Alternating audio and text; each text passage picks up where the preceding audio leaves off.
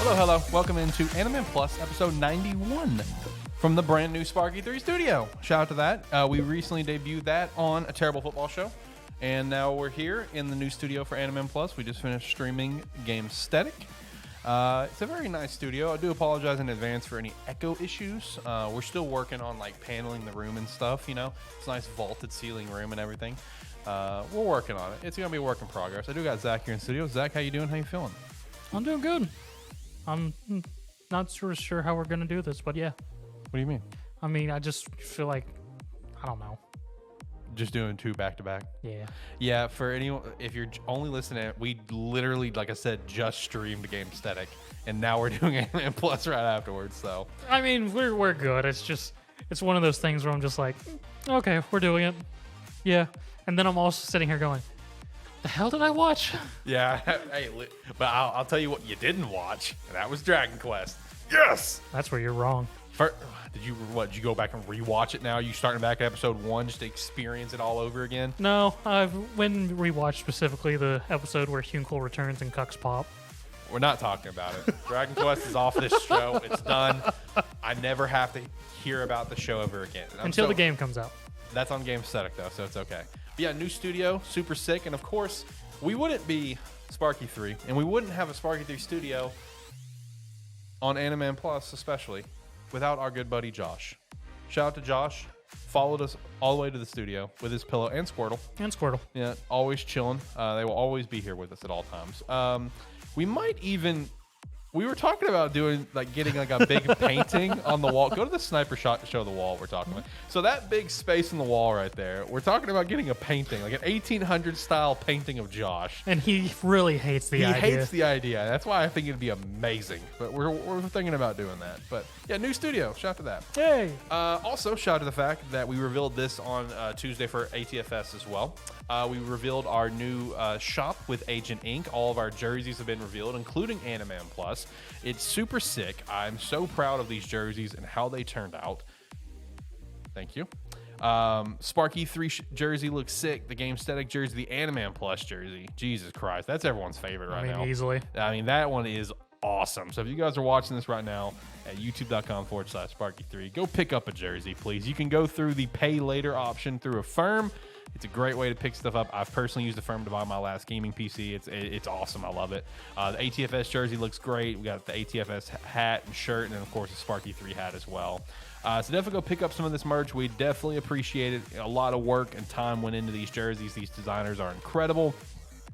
And I'm so thankful for all the work they put into it. The Anime Plus jersey is so sick, so please go pick it up. I can't wait to get these jerseys. My ATFS jersey has not come in. That was something I went to go check. Crap. Sooner or later, man. Look, it should be here maybe within the next couple days, and I can actually really comment on how the jersey feels and everything. But I'm looking forward to it. It's great. But you know what we can comment about here soon? What's that? Rogue Energy cans. Rogue Energy cans. That is true. They have officially launched. You can purchase them 12 4-packs, or even, as to our surprise, solo cans. The tropical flavor, which is basically like Sour Patch Kids, to my understanding. Tropical Breeze, really? Well, all of them are themed after besides cotton candy, of course, but the other two are basically themed after candy, to my understanding. Okay. So like Sour Patch Kids, I think, and the strawberry one, I think, would be like Strawberry Starburst. Okay. That's what I'm guessing. I got with how the trailer went, I got the vibe of candy. And I can only assume cotton candy is going to be like Pop Rocks. Yeah, but yeah, you can go check out some cans. Like I said, you can do solo cans, which that was a surprise. Do the 4-pack or 12-pack if you really want to commit to it. You can use our referral link down below, and use promo code Sparky3 to get 10% off. There are some other promo codes that are like 25% off, so you rather use that, go for it. At the very least, just to support us, just use the referral link. It would shock you to know how much the referral link actually helps us. It helps. It helps. Honestly, it helps us more than the promo code. Like, if we're being real, just use our link down below, and that helps us more than our promo code does. So yeah, just use the link. Go use a 25% off coupon or something. Buy some cans. I'm looking forward to it. I got my purchase in for the tropical and the strawberry. Cotton candy's not really my thing, but I will try it because I know you got it. I will try it, but it's not really my thing. So tropical and strawberry sounds good though. I'm excited for those. Of course, join the Discord as well. Yes. Come chat with us. Check us out on our website. Oh, and our other channel for Anime Plus officially has its own URL now. which is super cool. We're going to start using that channel here soon, which I did tease last week as well. That third surprise that did not happen, so it's still a surprise. It's going to come later. But yeah, it does have a URL now. You can go to youtube.com/@animanplus. At symbol, of course. That's a new thing that YouTube just introduced as YouTube handles. It goes to every single YouTube account. So if you're watching this on YouTube right now, you probably got an email that you could have missed where you can go claim your own handle. I was able to claim mine at AlexLight23 for my own personal YouTube. I just haven't responded. I assume I'll get mine. Yeah, it'll give it to you by default by the 15th. So I mean, that's cool. It is cool. All right, so I'll go ahead and address one elephant in the room. I am obviously wearing a Luffy shirt. I feel like it was the appropriate thing to wear because I am fresh off of seeing One Piece Red a couple days ago. So I'm gonna chat about that briefly here because I don't want to go into spoilers or anything. I want people to have the chance to go see it. So my review on the movie, short, sweet, simple, to the point. That movie is a giant fever dream. 1,000,000%. I mean, sounds about right. I'm convinced whoever wrote this was fucking high as a kite. And that's not a bad thing. I'm here for it. It's a good thing. But I'm convinced they were as high as hell. Like I'm telling you, without going into details of how things work, because the film does such a great job at giving you the subtle hints to end up revealing about 3/4 of the way in what's actually happening. They give you the subtle hints that it's already happened. It's already happening here, and it's happening there, and it's happened here. And subtle hints of, so why is this character like this now? Oh, okay, that's why. It gives you all the hints that you need, right? But I'm telling you, once you go watch the film, my words of "it's a giant fever dream" will make so much fucking sense because that is exactly what it is. I mean, it was cool. It was a good movie. Lots of good action. The music was phenomenal. I mean, as you would expect, since the main character Yuta is a singer, and every song that was sung by whoever does the singing voice, because Yuta has two voices, as the actual voice actor and then the singing voice. Two different voice actors there.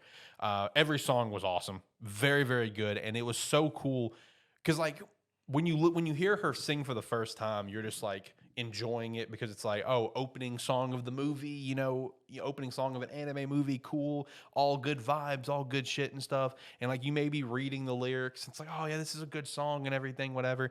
But then it's the second song comes, the third song comes. I would say the second and third song, if you didn't catch it immediately at song 1, you're gonna catch it at song 2 or 3, where what she is singing has a lot of meaning. The lyrics themselves has a ton of meaning to what is happening in the movie. So that was really cool to realize for me, it was the second song. Cause again, number one, I'm stupid. So if other people realize that the first song, again, I'm stupid. But the first song, I'm just sitting there eating my food. I went to the tavern, got a nice meal in front of me. I'm eating my food. I'm having a great time. And I'm just oh, all right, this song's great. And I'm not really paying attention too much to the lyrics. But once the second song played and I'm reading the lyrics, I'm like, wait a fucking minute. I started to piece it together. I was like, wait, this is very impactful for what's happening at the exact second. So that was cool. Overall, great movie. The animation from beginning to end was unreal. It was unbelievable how good the animation was throughout the movie. Final fight was awesome. Did not have obviously a full theater. It's not.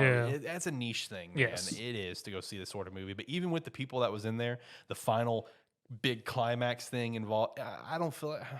Nah, I'm not gonna say it. The big climax thing involving a certain reveal, involving one of our main characters that should be coming up in the anime soon. Okay, got a big pop out of the few people that were in the theater. So that was cool. I love theater pops. You know what I mean?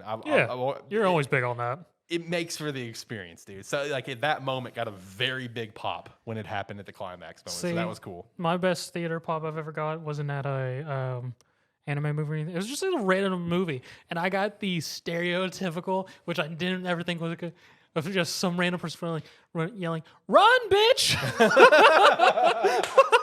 during a horror film. I was that's amazing. I was like, "What?" That was amazing. No, it was also actually really funny seeing this movie as well because I went with my girlfriend. She's a massive One Piece fan. Her birthday was yesterday. Yes. Happy birthday, Christina. And we went to go see the movie, and she is such a fangirl for some of these One Piece men, right? Smokers are number one, Kuzan, Law, and stuff. And she just freaks out over him, right? It was so funny because there were two other girls in the theater that were doing the exact same thing with other characters. Like they were sitting in front of us, and like, God, who appeared? Who appeared? Well, I know one time was Shanks. When Shanks first appeared in like a flashback, Yeah. they were like, oh my God, like freaking out. And I'm just sitting there like laughing, like, oh, look, it's Christina, it's like you. Hey, it's your friends. Yeah, exactly. No, I mean, so that it was just a very solid, theater experience, very entertaining. My favorite part of the movie, I will say this because it's not a big spoiler. It's really not. It's just a funny one-off joke. But it's my favorite part of the movie for just a various amount of reasons. Once you really think about it, it was involving law. Yeah. So shit started to happen, right? Shit started to happen. This is like probably about 30 minutes in the movie. Shit started to pop off. As shit's starting to pop off, God, drawing a blank on his name. Who's the big fanboy of Luffy with green hair? Drawing a blank on his name. Not Bartholomew. I think that's it. I guess it is Bartholomew. Yeah. It was him and Luffy on the stage, right? Shit's popping off. Boop. They pop away. Law, right? All right, cool. It's going to be Law. Law's appearing. Awesome. So they pop up on a bridge, whatever. You see Law come out of a dark door. And, Bartholomew, God, I can't talk. Green-haired fanboy. He's just like, Law, I didn't know you were a fan of Utah. And he's just like, I'm not. I'm a chaperone. And you see Beepo walk out with like full Utah gear. Like he's got like flags off his back that's lighting up and stuff. Dude, I died. I loved that moment. So he's like, I'm not. I'm a chaperone. I mean, it does not surprise me Beepo would be a fucking Idol fanboy. He is a massive fanboy of Utah. So that was just so funny to me because like Law is such a serious character, but like Beepo is like the one instance where he's just like he's more like kind of humanized in a way. Yeah. Because it even was like that in a couple other parts of the movie where it's like, Beepo, had something happen to him. Not like, he got hurt or something. Just, again, watch the movie, you'll know. And Law was like, yo, Beepo! It was just stupid shit like that. It was just so funny, man. It was a good movie. I really enjoyed it. I will say I completely misjudged on like the antagonist of the movie. 100%. We get introduced to like this old man, right? And my reasoning for calling him the antagonist, and even Christina agreed with me, because this is one of those few cases I had no idea what was going to happen in this film. No clue.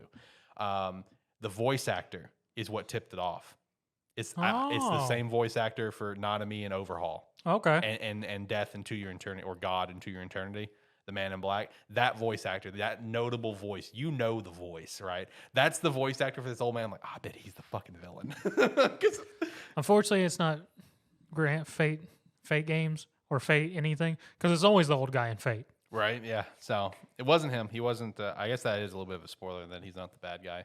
But even though it doesn't, even indicate that he is a bad guy whenever you get introduced to him, he really doesn't. But I'm telling you, it was just the voice actor. As soon as I heard that voice, I'm like, I bet it's fucking him. You don't bring him on for some random side role. He's the villain. I know it. He's not. So I don't know. It was a good movie though. All right, let's move over to the next thing. Where do we want to start? Booty incoming.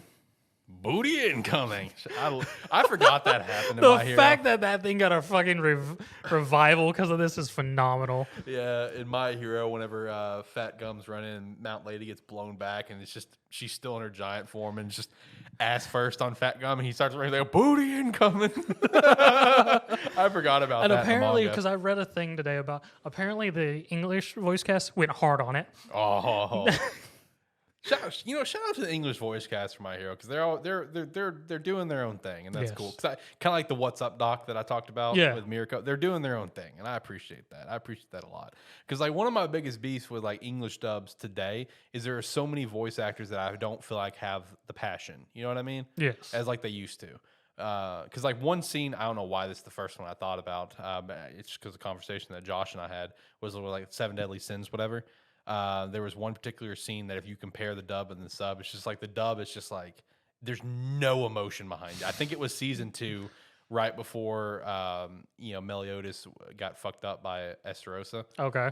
Where he was doing that massive full counter. Like in the dub, it's just like full counter, and it's just like that's lackluster. But the sub really gets into it. You know what I mean? So I shout out to the My Hero dub, because that's one thing they do really well, is they really get into it and they really bring out the emotion in these characters and add on little extra tidbits. I really appreciate that. That scene is also great because it's just like booty incoming and just Fagum's eyes. Yes.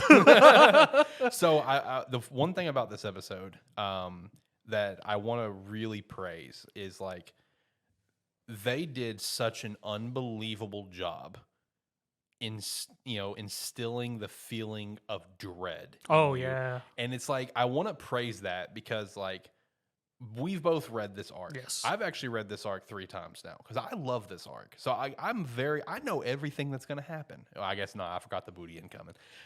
Either way, I know we know everything that's going to happen. We know what's about to go down. But even if that's the case, it's like I'm not even going to say the moment Shigaraki got revived and killed that one hero. I'm not even going to say that.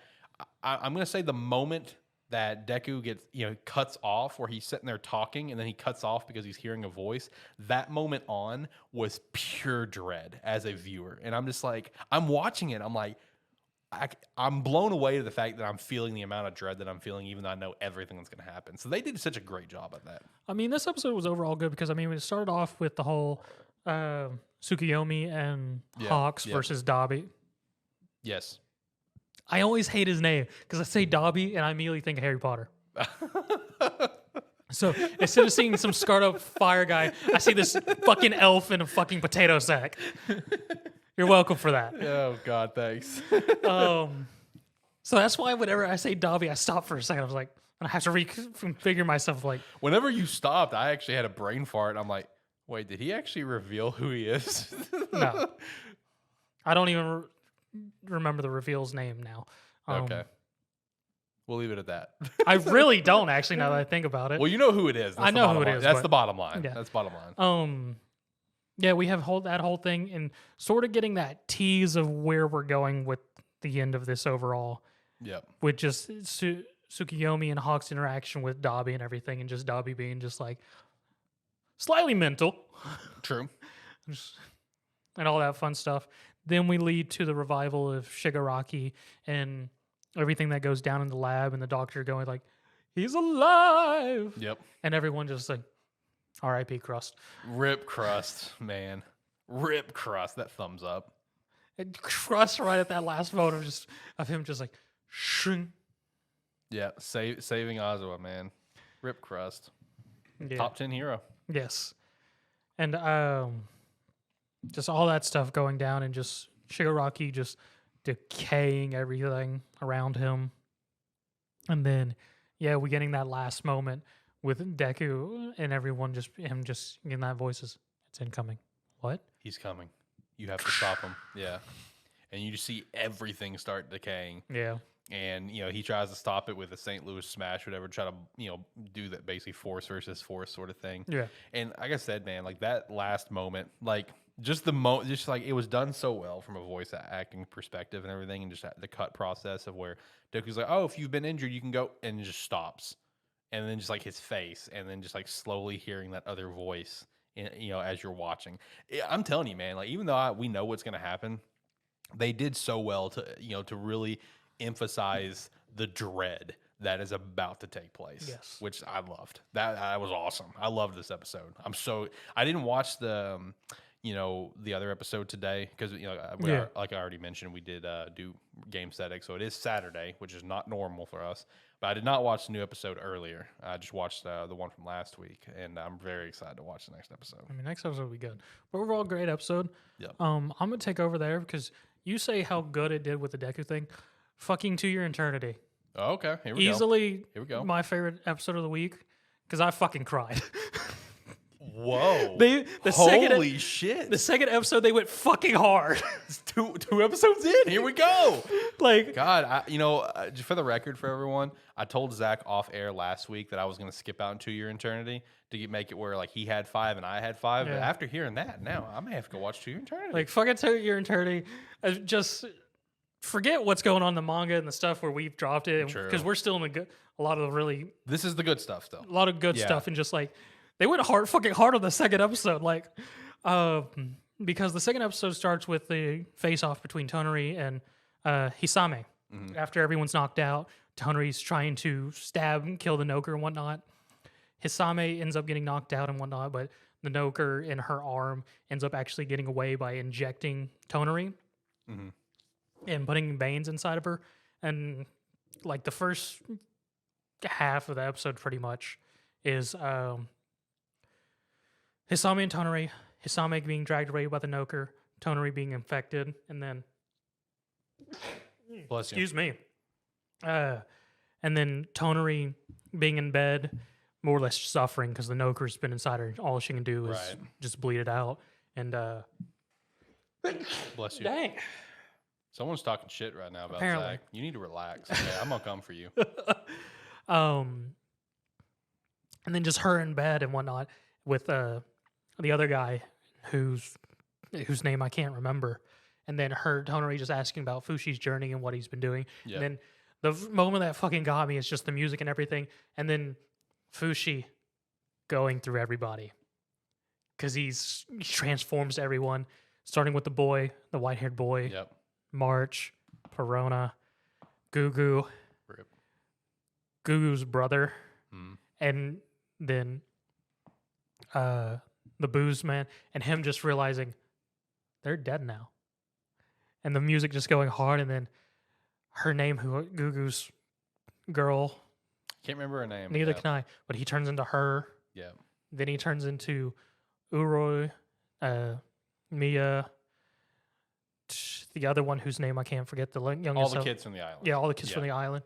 And just that moment of just hitting, I was like, shit. It's coming. I was just like, God damn it, you're already going harder. Just all these characters who we built relationships with. Yep. And because it also goes the whole thing of him going to that island and why he went there and everything, what he'd been doing. And then him trying to turn into Tonori and the other guy who are right there. And they still yet to reveal who they are. And then her asking, just like, what'd you think of Tonori? He's like, at first I thought she was sort of annoying and whatnot, and she's like, is she still annoying? It's like, no, she was who I wanted to be friends with and everything. Mm-hmm. And then just her finally passing, him getting her form and finding the book journal on her back and revealing everything and whatnot. I was just like, fuck. It's only the second episode, damn it. That was a very emotional couple chapters in the manga too. So Oh, I'm it was. glad the anime did it justice. Oh yeah, no, just the music, the whole build up of him just having the realization as soon as he turns into Gugu's brother and just they're dead. Yeah. And then revealing to the two of them just like, I can't transform to him unless they're dead. Right. And all that fun and all that stuff. Then we also have a moment of when Fushi's reading Tonori's journal, we actually get a nice moment of him on a cliff reading that journal, and we see the spirits again. For like, I think this is the second time it's shown him in the anime. Mm-hmm. And we see a spirit of Tonori next to him, and then in the background we see Gugu March and the bear. Oh, shout out to the bear. Shout out to the bear. Just chilling in the background. And then the second half of the episode consists of the years of Fushi traveling and learning, fighting Nokers, and then the Guardians. Because he does find Hisami in the forest and whatnot and grabs her, gives her to the Guardians. The Guardians run away because they're just there for her. Fushi's the thing, but they don't interact with Fushi, and they run away. So we get to see the years of the other Guardians with what's-her-name's blood. Mhm. So we see the next one who's already pregnant. We see the third one, fourth, and eventually it ends. It just does a string of just time skips of Fushi going to different places, learning, trying foods, learning things, eventually leading to where it ends the episode of Fushi somewhere randomly reading books and meeting the first male Guardian. Mm. And everything who's a big important character for all this stuff that's going to happen this season. Right. And we also got the reveal of when he was in the forest with Hisami of her going, well, it was my mother and grandmother's wish to have a child, so I want to have a child with you, Fushi. Going, whoa, she's 9 years old. Calm down, everybody. And just having a moment of just like, well, my mother always told me to have a child. You just have to sleep with a person. And just sort of that she's too young to really know how to have a child moment. Right, yeah. And everything. And just whenever it had the joke where whenever Hisami's daughter shows up to him several years later, he's just like, are you? No, I'm not your child. Oh God. But no, that first part fucking hit. That first part hurt. You're making me want to watch it, even though I said I was going to wait on it. I mean, you already know stuff. You can just watch the second episode. That's true. I'm going to jump straight into that one. I mean, this season's gonna be good overall. Yeah. It's gonna hurt. It's gonna have a great moment. First season was going to hurt. That season was nothing but pain. It was pain. It was nothing but pain, man. And we already got it with the second episode with this one. And it was funny, too, whenever we watched it, because, like, even Josh jumped in after us, and he was just like, bro, so much pain. It's like, I just watched this and I get sad. Yeah, the show does great at that. They make you feel sad. Second episode hits you hard because it just goes through all the characters from season 1 again. Right. Okay. And just knowing. And, like, I mean, we're looking forward to, because it's within episode 2, we're going to get to meet Fancy Pants, because I can't remember his name. Oh, and he becomes a very long stay pivotal character. Yes, he becomes a pivotal, because like most of the season's going to have him in it, in just his whole story, which hurts. Yeah. With just him. And then we're going to get the friggin' war, because after watching episode 2, I really want to go back and read the war. Oh, okay. Just for the build up. Right. And just that moment of when Fushi gets to become all powerful. Yeah. Okay. I just see that scene and just go, and you have a wish, and you have a wish, and you have a wish. Fushi don't care, man. He's just giving. He wants everyone to live and have their best life. Yes. All right, I'll go from here. I'll very quickly hit Chainsaw Man episode 4 because I'm gonna be very real with you. These past few minutes listening to you talk about I've been trying to remember what happened in episode 4, and I just cannot. Because Chainsaw Man is just a fever dream. It is. I remember like 2 or 3 things. I feel like I don't remember because it was like one of those. Was it the building yet? Has he with the team and they've been trapped in the building yet? No. Okay. So the reason I don't remember is because I think this is just one of those like aftermath episodes, where it's just like a lot of dialogue. Gotcha. So that's why I don't really remember, because like the last time, they were fighting the Leech Devil, which Aki came in and summoned his fox and killed it, whatever. Which then revealed that I give a little bit of my flesh to them, and I get to use them in battles. They revealed that whole thing. Yes. He reported like Makima and stuff like that. He was with Denji at the hospital when Denji woke up and was basically saying, hey, you need to listen to my orders, blah, blah, blah. So it was just a lot of dialogue. Literally the only thing I really actively remember is the episode ended with when Denji was going to get to grab Power's tits. Power's now moved into the apartment, which, Aki was just like, what the fuck? And he calls Makima. She's like, yeah, you're the only person that I actually really trust that can do this. He's like, oh, really? He starts blushing. He's like, okay, I'll take care of it. So that was the episode. Legit. Like, I honestly don't remember anything substantial that happened. Fair enough. So short, sweet, and to the point, in my opinion. Next episode, Denji's going to get to grab tits. Or will he? Find out next week. What about Spy Family? What did you think about this episode?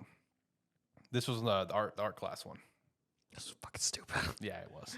I always forget, because, the episodes when it's following the Eating Kids isn't always bad, but some of them are sort of just like, okay. Yeah, whatever. It was just very entertaining, the headmaster and Becky's interaction.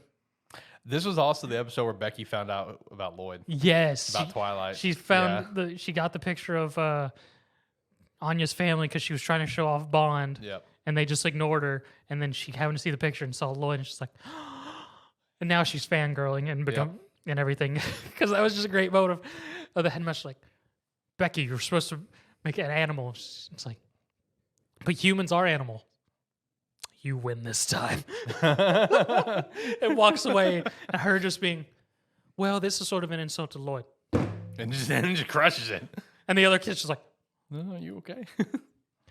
And then we have Damien and Anya's whole interaction. weird thing. Hey, I liked your idea to add like jets onto it. I thought that was a good idea. But it wasn't majestic enough. No. But turns out it was majestic enough. Just enough. So Damien, he's trying to basically recreate the family crest, which is a griffin. And he wants to make it super perfect so his dad will acknowledge him because he's got daddy issues. Yes. And Anya decides to help him and try to get in his good graces and just completely fucks it up over and over again. Like, when she goes to make the feet, instead of making feet, she made, fucking jet engines. It's like, yeah, it make them go super fast. And then he asks her to make feathers, and she just cuts all the strips really tiny. Yeah, and just waste all the paper and stuff. And then, Damien gets yelled at by the headmaster because Damien's being super aggressive and not Yep. sharing and all this fun stuff, only to lead to Anya giving him her very shitty rendition of Bond. I thought it was great. I'd give that an A+. All right. And the weird Griffin, which eventually gets... Ends up getting first place. yes, because it's more or less one of those abstract art things, and it's the eye of the beholder. Yeah, and with the Bond thing, the people that were rating it thought it was like a dead baby Griffin. A dead baby Griffin, and they were brought to tears about it. And like the Griffin was majestic because even after it's lost its wing or whatever. Yeah. And Anya's just like, all according to plan. It's like, fuck, shut the fuck up. No, you know it wasn't. I mean, these that like you said, man, the episodes with the kids, they're fun. You know, they are fun. I did like the end of the episode though, where oh yeah, they did the extra episode because it wasn't even an actual chapter; it was literally just an extra thing and showing off Handler and Twilight. Yeah, how everyone sees the Handler and everything, and just Twilight doesn't want to tell her that she still has her tag on her coat because she is the Iron Lady. Exactly, the Full Metal Lady, whatever. Yeah, and then on her end, she's like doing a mission update, and she's like, "So my daughter, she learned how to." It was something really random. She can skip rope up to 5 times now, and she can also do this, and it's something else random. And yeah, she's just like, what is he talking about? And Twilight's dead ass serious. Like, he's not even like a tired, he's just like locked in. He's like, for Operation Strix. Yeah, my daughter can now jump rope up to 5 times and do whatever else he said. It's like, what the fuck is he on about? This doesn't give me any information about the mission. I mean, it was a fun episode. It was. Yeah, Spy Family is always fun. What about Gundam? What do we got going on over there at episode 5 of Witch from Mercury? So this was a shit show. Oh, lovely. So I can't even remember episode 3 now. But so it reveals that the guy that's sort of been taking some interest in Stella, whose name eludes me right now, he's apparently been trained solely to be the one to get past the system for the Gundam format, which was the format that got Stella's entire crew on Mercury on the Rock murdered in the prologue. Also reveals that the corporation backing him is also a bunch of engineers and whatnot who managed to get off that rock and wasn't killed. Because there's a whole moment where the one who's taking care of him meets Stella's mother, and then Stella's mother's like, "Oh, we're not the only witches." And like, there's a whole meeting thing, and then they task him with finding out more information about Stella to investigate the Ariel, the Gundam, see if it actually is a Gundam. And whole thing, he sets up a whole meeting with her under pretense, and the whole Academy's like, "Oh, they're going on a date?" Because Stella's been known because she's the top contender. He's known because he's been nicknamed the Ice Prince. That he has no emotions and whatnot, and he's asked out Stella to do this thing. So I was like, "Oh, they're going on a date." And they take note of him, and they're just like, "Oh, Stella's meeting the Ice Prince. What's going on?" And it becomes a whole thing. Mm-hmm. And to the point where they're doing some checkup of one of the arenas and whatnot, and John, I think his name, is the shitball who she dueled and asked her to marry her, but then he's just like, I wasn't serious about the marry her, but he's being super soon about it. Right. He doesn't want to outright go in, but he is interested in business. That the two girls that hanger-ons to him, just like, Stella's going on a date with, he's just like, where are they? And just, he straight up goes and breaks up their date. And he's just like, I challenge you to a duel. And the dude being pissy after finding out that Stella's Ariel is a Gundam and that she doesn't have to use the system that he uses that was shown off by the rest, that it's interjects them into the Gundam itself and causes severe reactions and pain and whatnot. He gets super upset about that because her Gundam is a Gundam format, but she doesn't have to do that. And that she sees her Gundam as a family member and whatnot. He's just complete opposite of her. Now he's just got a complete anger boner to take everything away from her, and because it's everything that he doesn't have. Right, yeah. And so he accepts the challenge. They set up their rules for John. If he wins, the other dude doesn't have anything to do with Stella. And then if the other dude wins, Stella duels him. All right. They have their whole duel. Slime Ball gets completely destroyed because Lund, I think his name, I can't remember his name. I'll remember it next week. He brings out a whole new Gundam, which is a actual Gundam with a gun format, and just decimates dude. Lays out a whole trap, has these weird lasers which are cause EMPs, small EMTs on whatever it hits, causing his suit to turn off wherever it gets hit, and yada yada yada. And more or less, he just destroys them and wins, and it ends up with him calling Estella, and then the school's on a whole thing of, oh, they're dueling? Are they dueling for Estella? And everything and whatnot. Teen drama stuff. Right, yeah. Normal shit. No big deal. And he calls her at the end. It's like, I've won. So now you're going to duel me. And if I win, I get to take Ariel. And that's how it ends. Okay. So yeah, shit show. Yes, best shit way show. to best way to sum it up. Yeah. Is this show going to be the new shit show for you now that Dragon Quest is gone? I don't know. We'll see. Possibly. Maybe. I know it's going to be Chainsaw Man for me, but that's just because. Well, that's just standard. Yeah, that's because Chainsaw Man's just straight fever dream. 100%. Every single fucking moment. Yes. Now, what do you think about this episode's this week's Blue Lock? I mean, it's good. You didn't sound very enthusiastic. Just because I've read it now and I know what's coming. Oh, okay. I mean, it's good for the whole build-up and everything, and it's a Yeah. very nice build-up to leading to Isagi learning and very much using his Weapon. Yes. Mhm. And then with this game against Team X, Why? yeah, with Nico and them, Yep. went on and him just getting that moment of, well, first off, the team goes like, well, we each have our weapons, so we're going to do this weird rotation thing. Yep. And then it also showing off a couple of the other members like Gagumaru Mhm. and his which I have a problem with Gagumaru's thing Okay. Is because like, that the agility guy? yes, they say agility, Mhm. but that's not what they say in the manga. In the manga, they say his elasticity and range because his agility doesn't really matter. Dude fucking jumps to headbutt the soccer ball. Right. Yeah. What's agility got to do with that? It's just I'm not agility, but I guess it's being more athletic. Just Well, that's the thing because in Yeah. like the original context of the manga, they say his elasticity or reach.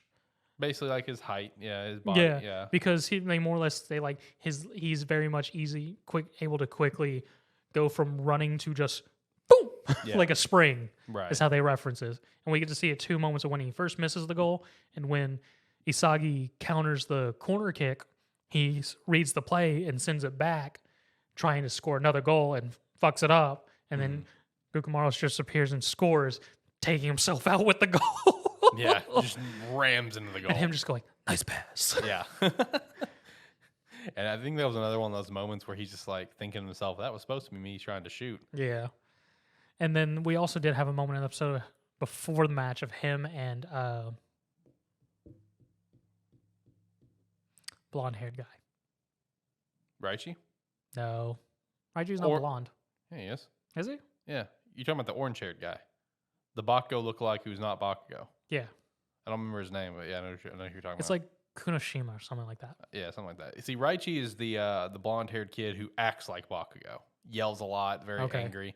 And then the orange haired dude who looks like Bakugo, like a big. Really, I say he looks like Bakugo just because like that's the easier way for people to visualize what he looks like, you know. But really, if we're gonna be real, he looks like fucking Shinzo from Yozakura family, like except with orange hair instead of green hair. I'm just being very upfront on Yeah.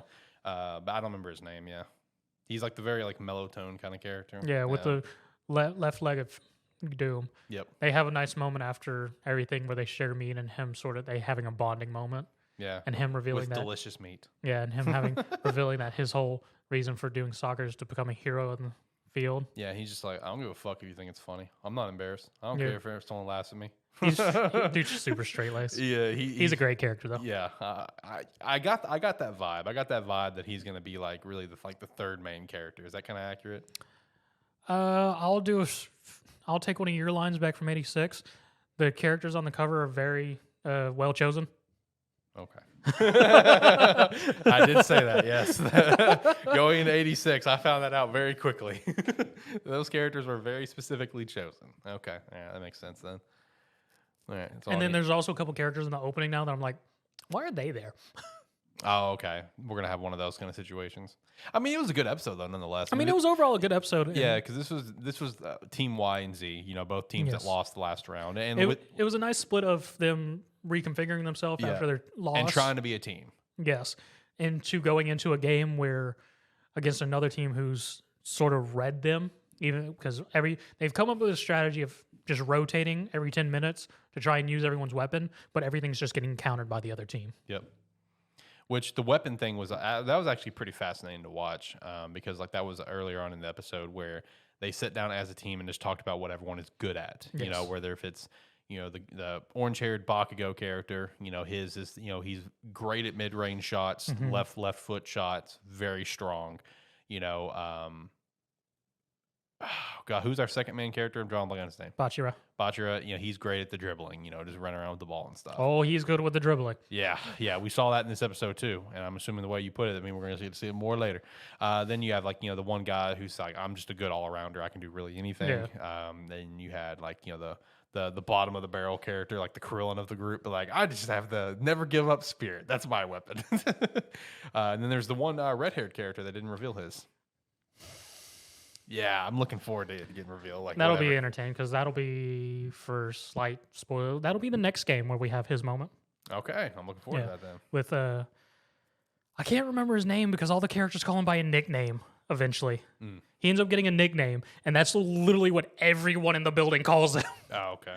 Not even just their team. Like the other teams call him that too. Right. And then with this big weapon thing, like the big question that kind of came out of it is, Isagagi was just Isagi. He just couldn't realize, he couldn't think about what his weapon was. Yeah, until he had that meeting with Kunoshima, and she's like, well, maybe that smell for a goal is your weapon. Right. Smell for the goal. True. Because that. Yeah, because he was wondering, why'd you pass to me over Raichi? Because Raichi was more open. Yeah, he's just like, even if Raichi was there, we still had Baro in front of us, and just you had a more smell of a goal on you. Is that basically his weapon? Yes. Is his weapon just like being like a great assist? No. Oh, okay. Because that was the kind of the vibe that I was getting. Because Kunigami. Kunigami, That's the yes. orange-haired character. Kunigami. I did a I quick mean, fact check. without going too much into it, because it does a reveal here by the end of the next episode. Okay. Isagi's whole thing is just he has very good spatial awareness and just like super IQ plays of just being aware of where the best moment is. Gotcha. Okay. That makes sense then. Yeah. And that'll probably be, when will that be revealed? Like in the next couple episodes, you said? Like literally at the end of this game, he becomes aware of what his weapon is and him just trying to really focus on how can he use that to actually be a striker. Okay. Gotcha.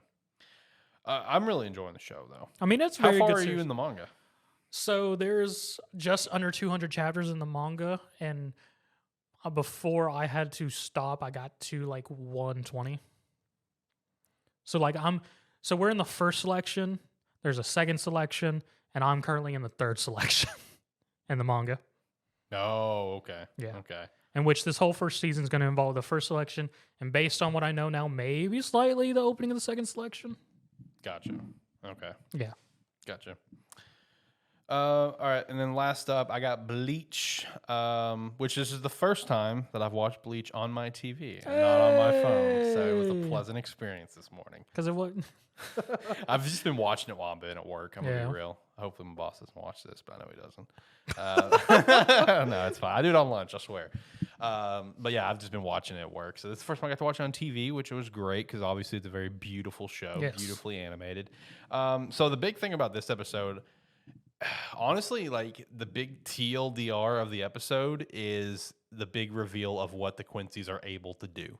Because as the attack is happening on the Soul Society, they're essentially trying to figure out the whole Bankai thing, the whole Yes. Bankai mystery of why that first one that attacked Ichigo was so adamant about the Bankai stuff. You have the one creepy dude who's with one of the head of the squads. I always forget his name. You know which one? The scientist. Yeah, the scientist dude. Yeah, he's currently looking into it where he makes a realization. It's like, well, no, they're not being sealed. It's not a sealing, and he's trying to figure it out. You get that quick little tease, and then it kind of goes from there. Where our first three captains use their Bankai, don't remember any of their names because I swear to God, Bleach character names I just don't remember. But Rukia's brother, Ice Dude, and whoever the other one was. Oh, Squad 2, the chick. I don't fucking know. The ninja. Soy Fun? That. So Soy Fun, Bakugo, Bakuya. Yeah, and then whatever the Ice Dude's name was, I forgot. They all use their Bankai, and they lost their Bankai. I forget his name. And that's when they He had a whole movie, too. He did, yeah. And that's when they make the realization they're not being sealed, they're flat out being stolen. And, they get the message out to everyone else that the Bankai is being stolen and stuff. And that's when you see the scientist dude come out. It's like, oh, those damn idiots. Could they not wait just a little bit? I was almost done, when he's trying to get out there and let everyone know. Meanwhile, Ichigo, you're still getting those quick little flashes while all this is happening to Ichigo fighting that one Quincy at Hukamundo. And once they realize all the Bankais are being stolen at this point, that's when the HQ is now making an emergency call to Ichigo for some backup. And whenever they call Ichigo, it's Urahara who picks up. And, he's trademark Urahara, just having a great time. So how's it going over there? Ichigo's, he can't pick up the phone. He's in the middle of a fight right now. And Urahara's like, yeah, and it's really weird. The guy's like, he's seeming to like trying to do something with his Bankai, and he's being really frustrated because he can't take Ichigo's Bankai. We don't really know what's going on though. And the guys at HQ is like, wait, it's not working on him. And then they start asking Urahara questions and stuff. And he basically just does trademark Urahara things where he's just like, well, see, here's the thing. You're going to answer my question first because this is all pretty sus. So how's it going over there? And it's great now because by far everyone should know that Urahara was the old head of the fucking science development and their fucking information. So his whole entire character is so much better once you find that out. Yeah, exactly. Because he's just like, for the fact that you're calling me must mean it's an emergency. So how's it going over there? And then like Ichigo like does some attack. He kind of steps back. All of a sudden you see the dude he's fighting, like a giant hole in his chest. And Urahara's like, hey, good job, Ichigo. You got him set up for the kill shot. Thank you. All right, go in this portal. Go to Soul Society. It's like, we have an emergency. They'll explain on the way. Here's the phone. Bye. So he starts going, he starts getting the breakdown that Bankais are being stolen, not, sealed. And then the episode essentially ends with that dude that Urahara, shot, whatever. He's sitting there typing up some stuff, talking to Ichigo as well. That's when Ichigo is literally about to hit the portal to enter Soul Society, and then it gets closed off because that dude is not dead. He shot Urahara in the shoulder, already fucked up Chad and Orihime, naturally. And then Ichigo gets sealed into a little ball, and that's the end of the episode. So Ichigo is in the middle of the portal right now. Just trapped. We all know he's not trapped, but he was the first Gojo. Basically. No, not true. Not true at all. Not true. Shout out to Gojo. Still being sealed. There's a Twitter account that only follows how many days he's been sealed. That's literally the whole purpose, is that it's been X amount of days, IRL days, of since he's been sealed, since that chapter came out. Gojo's just forever in that fucking whatever. Now that I think about it, that's actually some pretty big spoiler territory, isn't it? Oh shit! I guess we gotta. Well, sorry guys. Well, guess we gotta cut this part. I ain't cutting shit. Episode's coming out tomorrow. It's almost 8:30. I'm not doing any editing. This is just going up. Oh well. One take. It'll be okay. You'll figure out what we mean later. It's all right. You got a couple seasons before that. No. You got one season before that. It would literally be at the end of the next season, wouldn't it? End of the next season. I would say beginning of season 3 is what I think. I feel like beginning of season 3. Not if we're getting into all this shit. I feel like beginning of season 3. Okay. We'll see though. Bleach was good though. I enjoyed Bleach. Favorite episode of the week. I already said mine. To your eternity. I would say My Hero for me. I really enjoyed that episode. All right, let's get into manga chapter ratings and wrap up the week beautifully here. One Piece 1065. Did that come out? Did I make a mistake? I think it came out. Let me fact check. I don't think it did. Let me fact check. Make sure if it came out, and I just don't rate some random non-existent chapter. No, it did not. It did not come out. Whoops. My bad. All right, next up. My Hero 371. That one did come out. I'll give it a 9. I actually very much enjoyed this and the whole back and forth of this whole subplot that we haven't had, and now it's a thing. I would give it an 8. I can agree with that. Black Clover. Did that come out? Yeah. 343? Yeah, because Asta's about to get his shit tossed. Let me do a quick glance at this thing. Oh, okay. Yeah. Asta's about to get his shit tossed. Yep. Yep. I give it an 8. I'll give it an 8. Next up, JJK 203. Did not come out. No, it came out. No, I just pulled it up. Oh, and then I guess it was last week's Whoops. that I'm thinking of. I'm not on top of these chapters on this list. All I want to say about JJK's last week, give me a what the fuck. What the Got you. Like, legitimately, I started reading last week's chapter, went, the fuck happened? Went back to the previous chapter, I was like, I did read this. And I went back to this one, went, what the fuck happened? All right. Miss Yozakura Family, 152. I'd give this one an 8. Undead Unluck, 133. Give this one a 9 still. Undead Unluck is really good right now. I'm really enjoying it. Mashle, 130. 6, maybe. We're getting in some very trudging stuff now. Basically. I'll agree with a 6. Sakamoto is 93. I'll give it a 7. Elusive Samurai, 7 as well. Elusive Samurai, 84. 7. Blue Box, 75. Give it an 8. I'll give it 8 as well. P6, 55. 7. Akane-Banashi, 36. Give it an 8. Chainsaw Man, 109. Yes, that did come out. That's right. What would you rate it? I'll give it an 8. I'll give it 8 as well.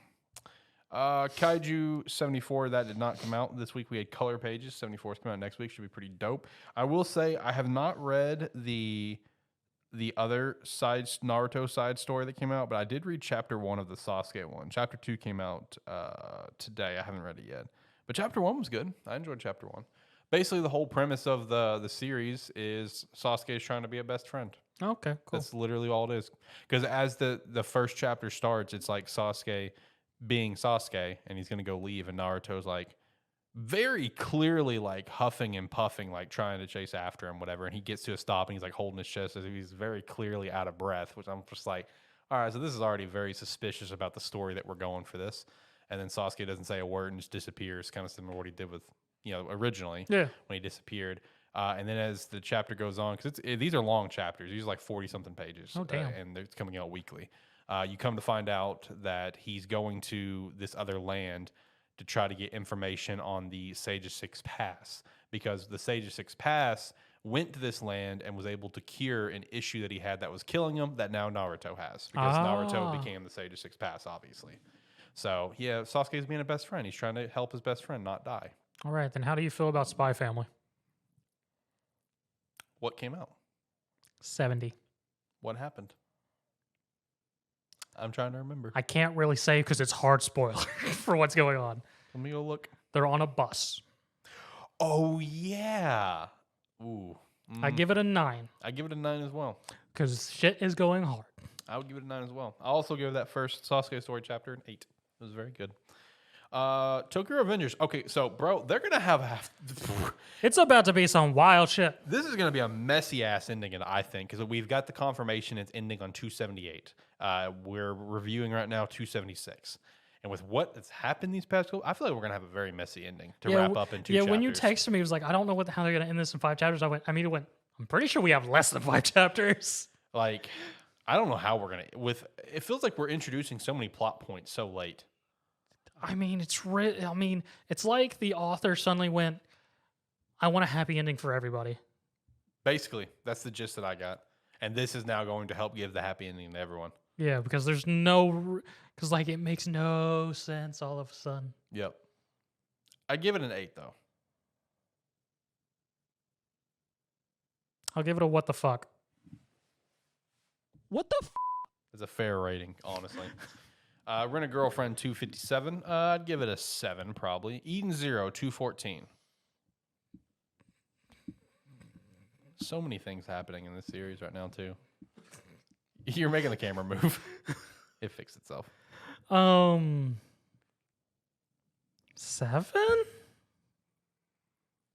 I'd give it a 7 as well. Actually, I can just boop, preset. And I guess you do that. Yeah, I think that's how you do it. I don't know. Looks good. I'd give it a 7 though. 7 Deadly Sins, Four Knights of the Apocalypse, 83. I'd give this one a 9 for one reason and one reason alone. And our new female character of our main group and everything. Okay. She has now been introduced to Meliodas, which is fantastic because she is like in love with Meliodas, even though she's never met him. She's strictly going off of his poster where he looks like an adult.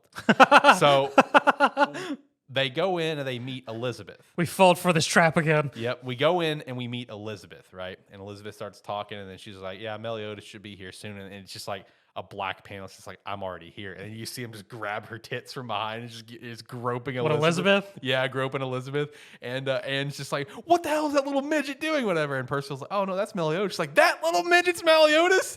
And then she's like sitting there freaking out where she's like, sees the poster of the adult Meliodas, and you see like it's cracked. Like Yes. this vision of him is cracked, and the next shot is like a cartoon version of Meliodas. He's like, I like boobies. Which is not wrong. True. It was a very fun chapter. I give it a 9. Unordinary 281.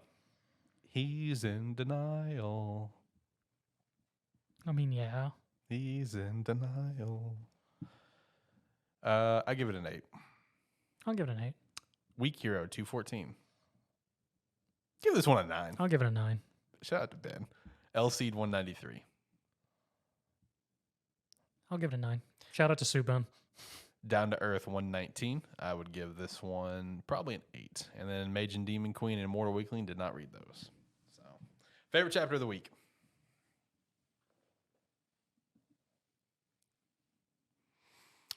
Let's see. I think I would give it to... Honestly, I think I'd give it to 7 Deadly Sins. It gave me a very good laugh when I read that earlier today. I'm going to have to get to Weak Hero. That's fair. That's fair. Weak Hero was very good. It'd probably be my second favorite. All right. That does everything for today. Like I have said previously, this show will be getting live. And we have like a rough date, I think. I think it'll be the first Thursday after Thanksgiving. So what's that, like the first maybe? Let me look. Yes. Yeah, so December 1st, we should start live shows, which hopefully, if it goes according to plan, will be episode 95. Because what we're thinking about doing is getting one extra episode out of just whatever topic we want to talk about as a nice little pre-record thing to kind of catch us back up because we're currently behind an episode. Which if we do that, we'll just release it Thanksgiving week because we're taking a break Thanksgiving week. We will not be recording that week for our normal episode. So if an episode does come out, it will be a topic-based episode of whatever we want to talk about. Which one pitch that I still have is doing our top 10 favorite series of all time because we've never done that. And now that one series that I've... What's your stance on fan service in anime? I don't know about that one. Maybe. We'll talk about it. All right. We'll figure it out. Anyway, we'll see. It should be live on the 1st. And then ironically enough, literally the next week, we won't be live on Thursday. We'll probably be live on like Friday or something because December... Game Awards. Yeah, December 8th, we'll be live for the Game Awards with Game Aesthetic. We talked about this on Game Aesthetic that we just streamed earlier. Anime Plus, when it goes live, will be the most random scheduled show. It'll pretty much almost always be Thursday. But just due to our own availability, it's the one that gets moved the most. Where it's like a Wednesday, which that one's rare. It's usually like a Friday. Yeah. And then in today's case, this has never happened before, but we're doing it on Saturday. If we have to move shows around for some reason, Animan's always getting moved. It's always the one getting moved every single freaking time. It's just how it works out. Terrible. ATFS doesn't involve him, so that's very hard set on Tuesdays. Yes. Good to go. Game Aesthetic is on Saturdays because it just works really well for all of us. Anime Plus is since it's like that middle of the week thing, and it's just me and Zach. It just always potentially gets moved. So, but other than that, we should be live pretty much every single Thursday. Start the 1st, then probably be live Friday the 9th, I'd guess. Yeah, that'd be easily. So that way we can do Game Awards on the 8th. That'd be cool. Stop by for the Game Award live stream. We'll appreciate if we're not that. too salty from it.